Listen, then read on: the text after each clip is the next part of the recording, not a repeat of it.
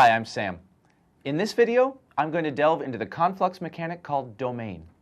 Domain abilities care about the number of basic land types that appear among lands you control.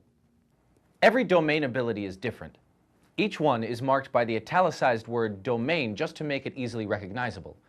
The ability word has no rules meaning. What each domain ability does is completely explained on the card. Let's see Matka Rioters in play. To judge how good it is, look at the lands you have in play and ask yourself whether the subtypes plains, island, swamp, mountain, and forest appear within that group. The number of times you say yes, topping out at 5, tells you what its power and toughness are. In this case, you've got a plains and a forest, so your Matka Rioters is 2-2. If you play an island later on, the Rioters will become 3-3. It doesn't matter how many copies of each land you've got. As far as domain is concerned, one forest is as good as 20. The domain mechanic rewards diversity.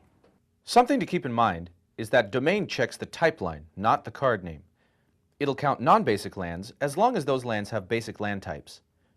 Say you control a tundra, an overgrown tomb, and a mountain. Let's check off the basic land types: plains, island, swamp, mountain, and forest. Bingo! Matka Rioters is 5-5. Since each domain ability is different, let's look at another card. This next one is called Exploding Borders, and it's a sorcery.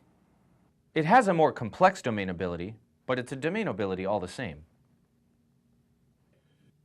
To play Exploding Borders, target a player, then pay 1 red mana, 1 green mana, and 2 mana of any type.